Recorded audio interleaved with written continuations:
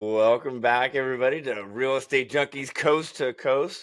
I am your co-host, Rusty Ham, on the West Coast. I have a fill-in co-host today. Steve is currently moving, so I brought in a co-host from the East Coast, Rick Abbiati. Rick, how are you? Terrific, Rusty. How are you? I'm doing great. Rick, you are on the East Coast. Whereabouts on the East Coast? I'm in southern New Hampshire, right on the border of Massachusetts. All right. And we're both in the Wicked Smart Real Estate Coach community. When did you enter the community? Entered the community in May of 2021 and left my W-2 a few days short of 2 years later and became a coach in 2023. Yeah, I'm glad you brought that up. That's super important. We both left our jobs after we were in the community for a while and became coaches. So, those of you that are listening, it is possible to leave your W-2. So, awesome stuff. I know leaving the W-2 for you was nerve wracking because of insurance for a reason. Yeah. But you managed through that. Awesome stuff. So again, for those of you who know, our podcast is based on 3 pillars: mindset, skill set, and systems.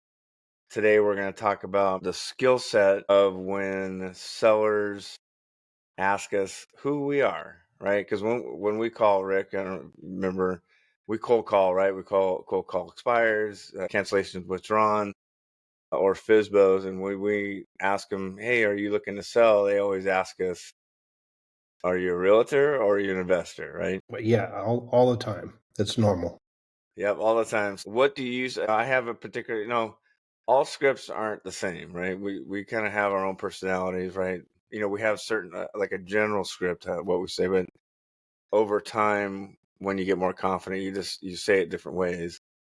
We're saying the same thing, but we say it different ways. So, Rick, hypothetically, I say, okay, who are you? Are you a realtor or are you an investor? What is your kind of knee jerk reaction to that?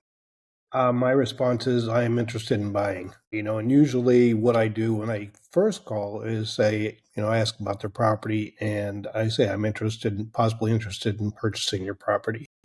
And they still come back and say, "Are you a realtor?" Yeah, they're not listening.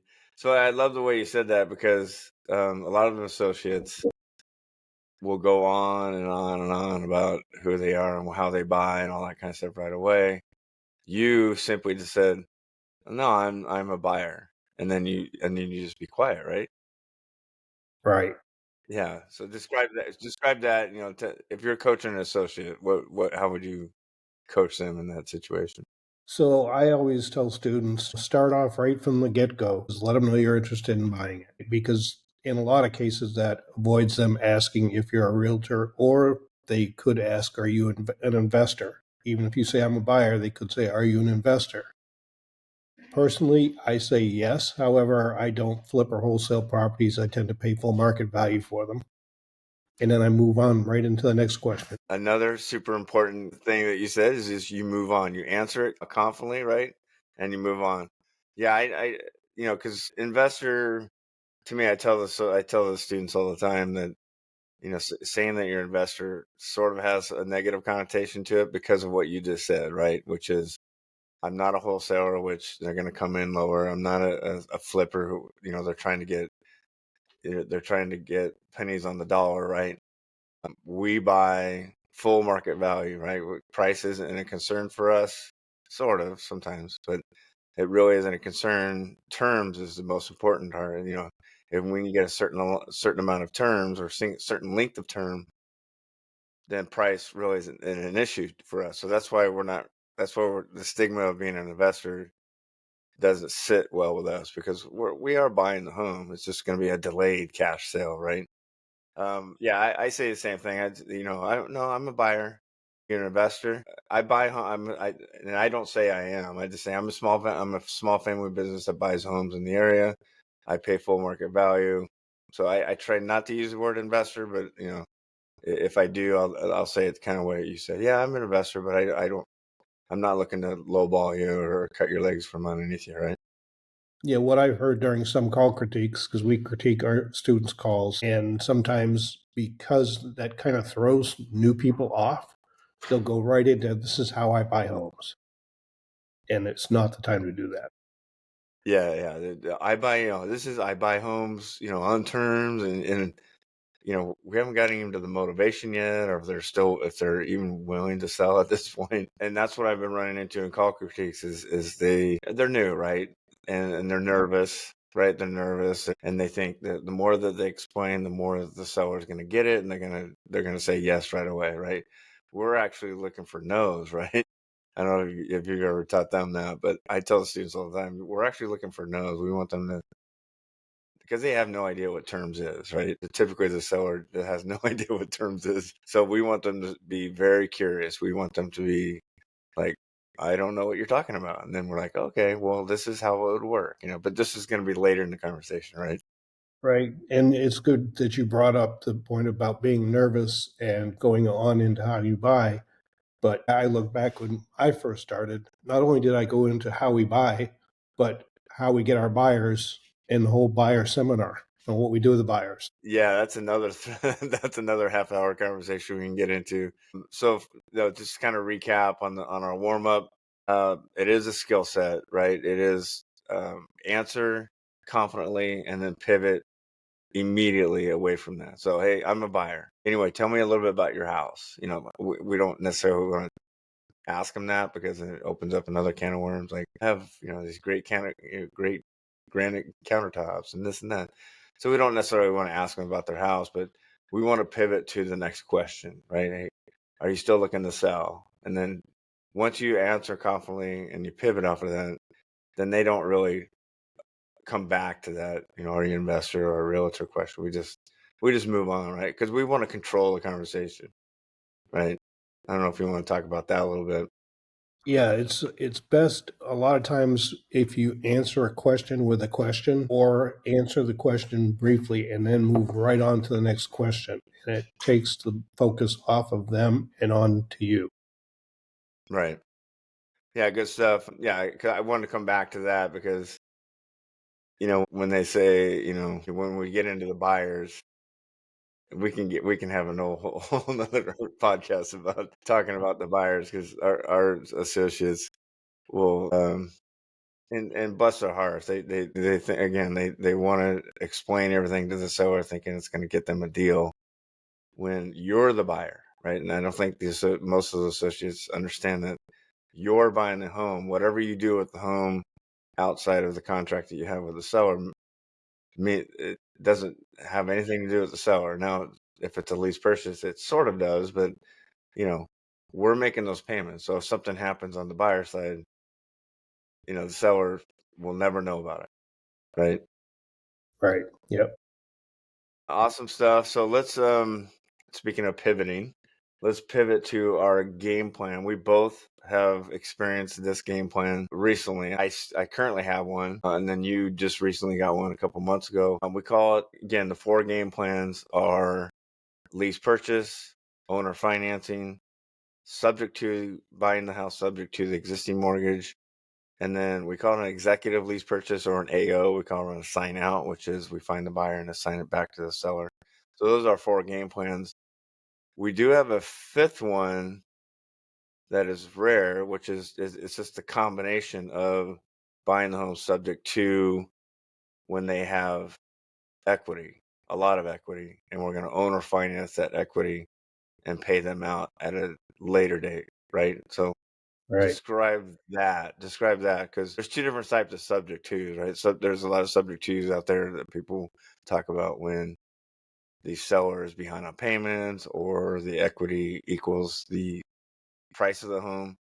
What we are doing is we're running into people who have a lot of equity. So describe a subject to owner financing hybrid and what that looks like. So a subject to owner financing hybrid is just what it's called. I mean, we do a subject to on the existing mortgage. So we make the payments directly to the lender just as we do in a lease purchase. And the difference being that equity that they have, we do an owner finance with them over a specific time frame or term. Now, with a sub two, of course, subject to, there's no time limit other than the mortgage itself. But with an owner financing piece of it, it does narrow your term down a lot shorter, but there's many options to pivot at that point. You could either pay the seller off and keep the subject to in place and keep going with it, or you can pay the whole thing off and close it out for the payday 3. Right. Yeah. So just for those of you that may not know what subject to, the mortgage is going to stay in the seller's name, and we're basically just going to service that loan. We're going to get their login information. We're going to pay the mortgage company directly, right? So that mortgage is going to stay in their name. The title is going to transfer to our company's name, and preferably you're going to transfer that into a trust, and then your company is going to be the beneficiary, I believe. And there's a few reasons why, some people, well, why would you do that? That first scenario I talked about, which is, they're behind on payments, so sometimes we catch them up, and we catch them up on their mortgage, so they're free. They're not free and clear, but their credit has been saved by us, and so now they can move on with their life and establish another home or somewhere, wherever they're going to live. Or there's no equity in it and they just want to be done with the house, so we'll just take over the home, transfer the title. And like you said, there's no end date. It's almost like a buy and hold at that point. The seller, again, would have to agree that their name would be in the mortgage. So some kind of freak out about that, but if they're in desperate situations, they'll do it. In our situation, what we're talking about is we're going to owner finance the equity. Hypothetically, let's say it's $100,000 equity. We're going to agree on 48 months. Let's use hypothetical months here. We're going to say, okay, Rick, I'm going to take over your mortgage, and then title's going to transfer, and then we're going to agree on $100,000, and I'm going to pay that out on or before 48 months at 0% interest. Now, does that happen all the time? No, but we would love that to happen, right?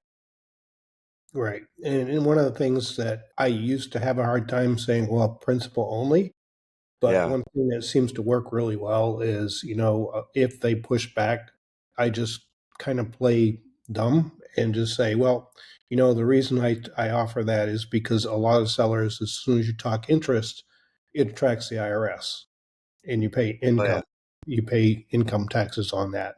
So that's why a lot of sellers like the principal only.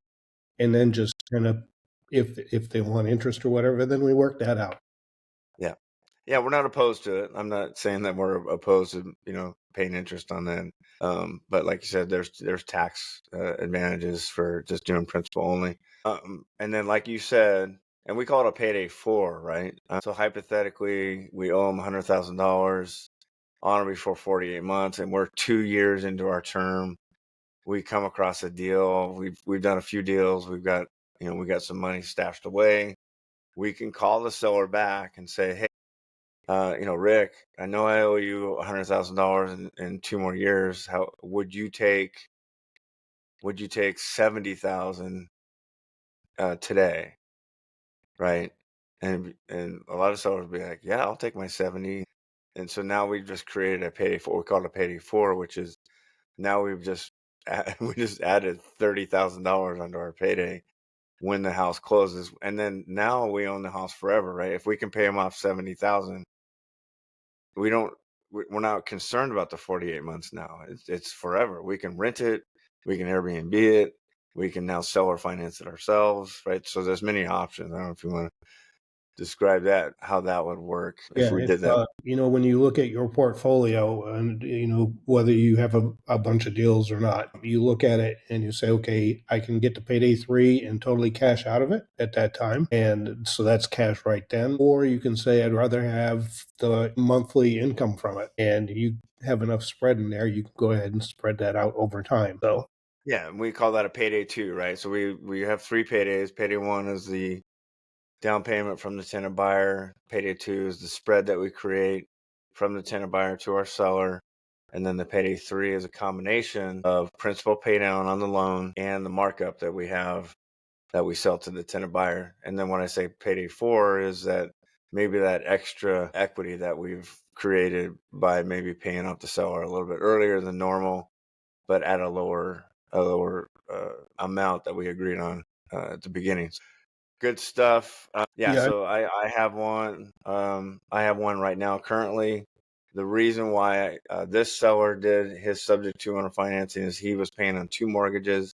One was $6,000, one was $4,000. So he was coming out of pocket $10,000 in mortgage payments. So he's like, I need this to stop, right? Because his house was empty, so he's paying on a house that was empty. So he said, "Well, I want 5% down." I was like, "Okay, 5% down, subject to." So I owe this guy, I think, $260,000 in 3 more years, right? And in the meantime, I have a tenant buyer in there that's paying the mortgage and it's paying the mortgage down. So it's a really good situation. And I don't know, you were going to say something. I think I cut you off, but what were you going to say, Rick? It's okay. Yeah, I was just going to say the one objection that the seller may have to you, the mortgage remaining in their name, is, well, I want to be able to buy another house and I don't want to have two mortgages. Right. And that's really easy to deal with, is you just let them know that's not a problem because that loan of yours is being serviced and it's paid monthly every time directly to the lender. And when you go to get another loan, they're going to look at the fact that you just show them that contract that it is being serviced. So they'll credit you your debt to income, anywhere from 70% or more. Yeah, super important. I think a lot of people don't understand that. They think, well, how am I going to get another loan if this one's still in my name? So very important information to tell the sellers that, hey, if we're going to service it, you got to show the lender that we are paying your mortgage for you. Therefore, that a lot of times, I think it's in the beginning, maybe first 6 months, they'll credit, maybe 70, 75%, like you said, towards your debt to income. But after a year or so, they may do 100%. They might just disregard that mortgage payment that you have because it's been serviced. And again, we're going to make those payments regardless of what's going on the tenant buyer side, right? So that payment's going to continue to be made, and it's going to be in good standing all the time. So future lenders are going to be like, oh, okay, I can see this. It's in good standing. Awesome, Rick. So let's transition, since I talked about a little bit about my subject to on a financing deal that I currently have. I have one in the works. Hopefully that him and his partner will agree on the terms that we send him. Me and Zach sent him a couple of options the other day. I think they're mulling it over. But you had a subject to owner financing hybrid just a couple months ago. Describe that. Describe the seller. What was their pain point, and why did they do it? Well, this particular seller, her and her husband, they were looking to relocate down south and she needed money for moving expenses and she wasn't too concerned about the subject to portion of it, but she had equity and we had structured it so it wasn't a large amount of equity. I believe it was like 100,000 or something like that, but she needed 10,000 to be able to relocate. So what I did is I looked at the payday one that we get and I was able to take the 10,000 out of the payday one and give her that up front. So although I am going to get that back on the payday three. Right. So did you take that out of the equity? So like, hey, I'm going to give you 10, but I'm going to take 20 out of your equity on the back end. Yes, and Okay. additionally, she did not have the money for closing costs. She didn't anticipate that. So I went ahead and paid the closing cost, but I think I took twice as much off the back end on the payday Okay. three. Yeah, again, we haven't really touched on closing costs. So let's reverse a little bit. Let's kind of go back. Lease purchase, when a normal lease purchase is around 36 months. So on or before 36 months, it turns into a traditional sale, right? Where the tenant buyer pays their closing costs and the seller pays their closing costs, right? So we need to make sure that we're telling the sellers that, yeah, hey, yeah, there's no commissions or fees, but at the end of the day, there are going to be closing costs, which, you know, probably $3, 4, $5,000 in most cases. Yep. Yep. But with subject to owner financing, you're closing on the property, right? Because title is transferring, you're closing, so you're gonna have a closing date.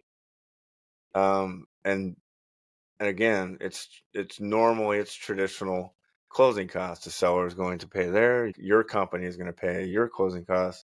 However, and what you just said is, hey, I'll pay your closing costs if I can get that off the back end of the equity, right? Right.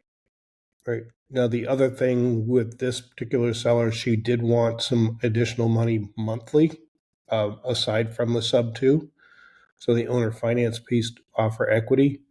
And I had about 750, 780 somewhere in there monthly spread. Hmm. So what I could do is I could structure monthly payments to her, which I give her 461 a month, which she was very happy with. So it's a little bit Principal more. only, Yeah, it's a principal little, only, right? yeah, principal only. So that comes off the equity. So again, we get it back into payday three. Yeah, so great deal because then again with mortgages, there's principal coming off on these monthlies anyway, right? You have your PI, your principal and interest on a traditional mortgage, and you have principal coming off of that. What Rick did is he added more principal coming off the purchase price. So this sounds like a great deal because yes, I'm willing to give you 10,000 and take it out of my payday one, but I'm creating, we call it stacking. We're creating, yes, we're going to have to wait for our money, right? You know, just as like the seller's going to have to wait for their money at the end of the day. When you give money up front, you technically are waiting for the money, just like the seller is at the end of the day. So sometimes we prefer to have these things closed sooner than later because we want the money. However, if you're stacking like Rick is, and he has multiple deals, and he's stacking different ways, lease purchase, AO. This one you could potentially own forever and continue to get that cash flow. And then when it does cash out, it's six figures, right? So are you willing to give up $1,000 to have six figures on the back end, which could be 3, 4, 5 years from now, right? Right. Yep. Yeah. I mean, Chris talked about his recent deal, right? He got it in 2014. It was a lease purchase. And he pivoted to a subject to. Now he's closing out 10 years later, and it's worth over $160,000. Would you be okay with $160,000 coming to your bank when you weren't even really expecting it, right? Yep. And you've got that monthly cash flow coming in the whole time. Yeah, super important. Again, the more deals you get, and everyone knows if you're a real estate investor and you're maybe a buy and hold, you're looking for that cash flow, right? You don't necessarily want to buy and hold that's not producing cash flow. In our situation, sometimes we'll give up that payday too, as long as the principal pay down is large. Like for me, example, my subject to owner financing hybrid, I have very little payday two, but I have $2,500 coming off the principal every month, right? Because it's a 15-year loan at a 2.5% interest rate. So am I okay with no payday two, but having 2,500, almost $30,000 a year coming off the principal of that loan? Of course, because by the time I sell it in 2 more years, it's going to be, mid six, $150,000 deal. And am I okay with that? Of course. I just have to wait for it. Yeah, I like that you mentioned, coming up and being okay with not getting a payday two and the benefit of doing that. I remember one of my deals, by the time I got the property sold, we had a buyer in it. I had to come out of pocket like $25 a month. And I'm thinking, well, I have to come out of pocket every month. But when I looked at all three paydays, it was a six-figure deal. So it's like, okay, I can go negative every month. It's not a problem.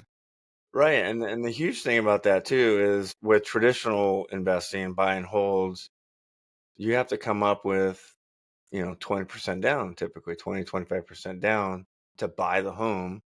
And then you're trying to find a tenant to produce that cash flow. Well, how long do you have to buy and hold to make up for that down payment you put down? Right. It's cash on cash. It's going to take a long time. For us, we buy on terms. Typically, we don't put any money down. Like, for example, my first lease purchase was a $10 consideration fee, right? And I got a payday one of $83,000, right? So cash on cash. I mean, It's like, okay, so I don't have a payday two, or I don't have any cash flow.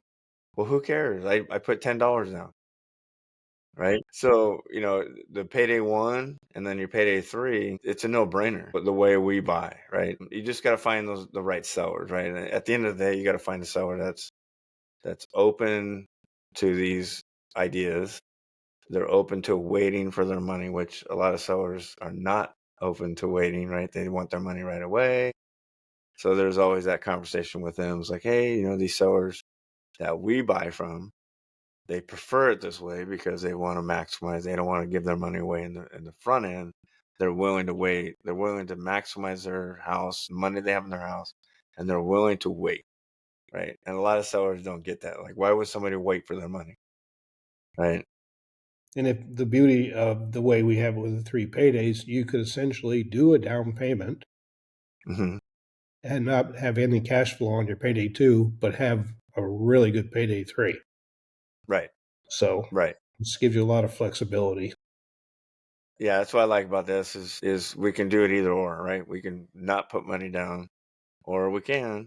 Again, when I talk to the students, it's you got to look at the whole picture, right? Um, because when you do put money down, you're almost eliminating your payday one, right? So you would want typically you'd want to create some sort of payday two and have a really good payday three. But like you said, if the payday three is six figures and I give money up front and I don't have any cash flow, am I okay with six figures in 3 years? And that's part of the stacking, right? Now, if you're a beginner and that's your first deal, maybe not, right? But if you're stacking like us and we have multiple deals in our back pocket, then that's something that, because then when you do that, again, subject to you're owning the home, so you get all the benefits. You get the depreciation, appreciation.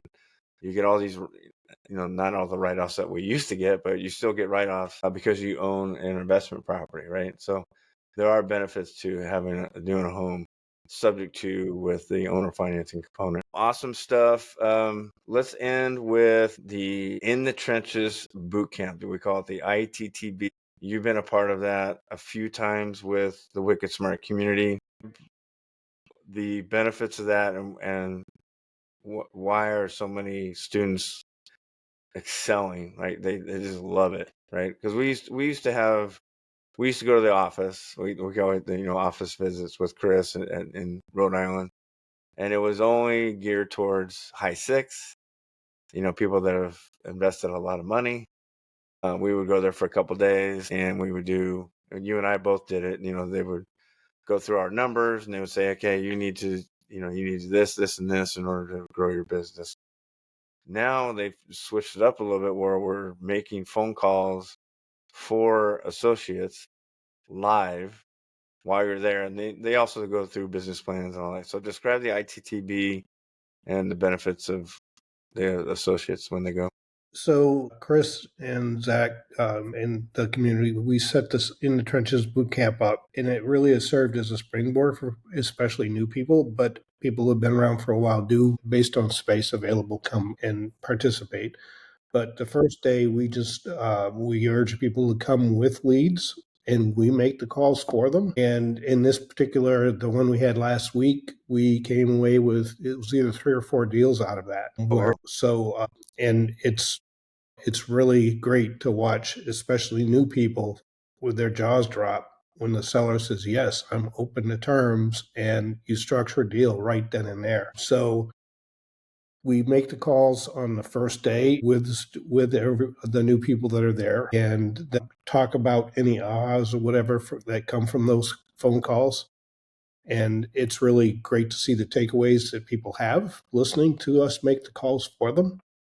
And then the second day, we go through various deal structures and random deal structure type stuff, systems and mindset and that kind of stuff. And then, of course, the third day is strategy, in which you were just talking about. What that we used to do is they look at your metrics, and a lot of these people don't have metrics, but some do. And we break that down looking at their why or their goals, and then saying, okay, how many deals do you need to get to that point? And then we know it's very predictable based on the number of deals, how many appointments it's going to take to get those, how many leads you need to talk to get those appointments, how many, down to the point, how many dials, how many calls do you need to make to get that? Right. Yeah, good stuff. And I'm glad you brought up the why, because we have a lot of people that they kick the tires. They come in the community thinking they're going to get a couple deals right away. They're going to get some money in their pocket, and they're going to be all good and happy, and everything's rosy. Buying homes on terms is not all rosy. It's actually very hard to do, and you got to be patient, and you got to have stick to itiveness, right? You got to be patient, and you got to have a strong why. You talk about that all the time. Our whys were strong enough where we stayed with it, and we were able to leave our W-2s because of our whys. There's a few that in the community that have really strong whys, like Jessica and a Judy, right? Judy's on the verge of ending her W-2. And so she has a very strong why, right? But some don't. Some don't have a really strong why, and you can tell because they don't make the dials, they don't put in the effort, they're not totally engaged, right? So if you want to join our community, we have a link in the show notes where you can click on that, get a strategy call with one of the coaches, and we can show you how we left our W-2. Rick, I appreciate you stepping in and being co-host with me today. I think we're going to do it a couple more times here. So I appreciate it. Do you have any final thoughts, any words of wisdom? No, I think that's a very good session, a very good podcast, Rusty, and I appreciate being on in Steve's place for temporarily. So, Yep. yep, appreciate it. Awesome. I appreciate it. Rick, take care. We'll see everybody else on the other side.